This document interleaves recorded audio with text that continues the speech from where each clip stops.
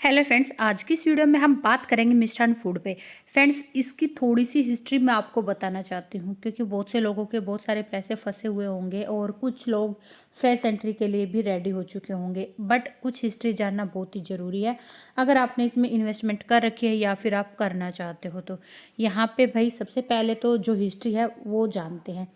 मिष्ठान food limited, पहले इसका कुछ और नाम था और अब फिर ये चेंज होके मिष्ठान फूड हो गया था। लेकिन इसने बहुत बड़ा घोटाला किया था। इसमें इसने क्या घोटाला किया था, जो इनकी बिक्री थी ना ये कंटिन्यू बढ़ा के बता रहे थे। 2000 जो 14 था उसमें जो इसकी बिक्री थी वो 5 करोड़ की थी, लेकिन जब 2016 सॉरी हाँ 2016 आया उसमें इसकी बिक्री 3 करोड़ की थी। लेकिन 2015 में ही इन्होंने इनकी बिक्री 121 करोड़ की कर दी, लेकिन जो प्रॉफिट था वो जीरो रहा। फिर 2017 में इन्होंने अपनी बिक्री बताई 250 करोड़ की, लेकिन प्रॉफिट फिर जीरो। ऐसे करके भाई ये सेबी की नज़र में आ गए। सेबी ने अपनी इस पे नज़र डाली। जितनी ये गुत्थी से भी सुलझा रही थी उतनी ही ज़्यादा ये उलझती जा रही थी, क्योंकि जो इसमें हेरा फेरी कर रहे थे ये फेक जो सेल्स दिखा रहे थे, फेस जो आपूर्ति दिखा रहे थे, और इसमें जितने भी लोग शामिल थे ये इसी कंपनी के रिश्तेदार थे जो अपनी जेबें भर रहे थे सिर्फ प्रॉफिट से। यहाँ पे सेबी ने बताया कि इन्होंने 2014 में राइट इशू किए थे, मतलब 50 करोड़ के राइट इशू किए थे, और वो फंड कहीं पे भी यूज़ नहीं हुआ।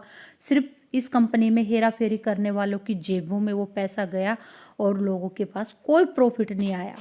ठीक है, तब से और अब तक ये जो कंपनी है ये भाई फोकस में ही बनी हुई है 2014 के बाद से, है ना। तो ये इसका इतिहास है। अब आप सोच सकते हो जितने भी लोग, वैसे तो सेबी ने हटा दिए थे जितने भी लोग इस फ्रॉड में शामिल थे, लेकिन अब ट्रस्ट करना थोड़ा सा मुश्किल हो जाता है ना, वो बात होती है। बाकी भाई आप कर सकते हो, मैं तो ऐसे स्टॉक पे ट्रस्ट नहीं करती हूँ।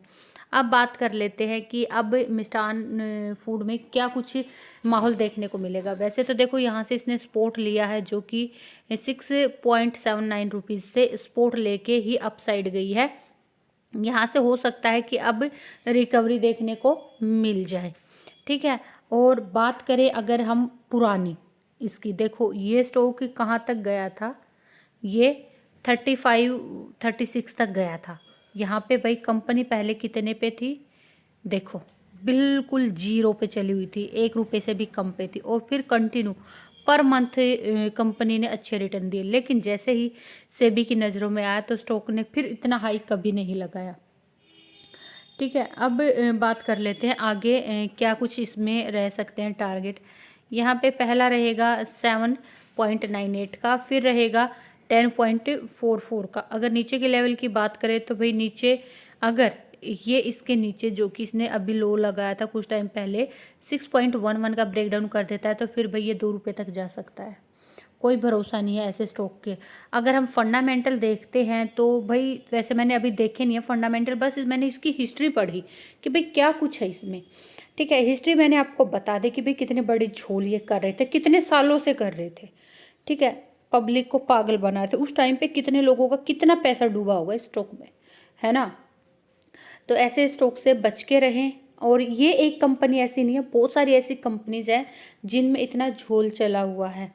बाकी इसके फंडामेंटल आप कहोगे तो नेक्स्ट वीडियो में आपके साथ शेयर कर दूंगी। और इस वीडियो का motive only for education purpose है। इन्वेस्टमेंट से पहले प्लीज़ खुद के एनालाइज जरूर करें।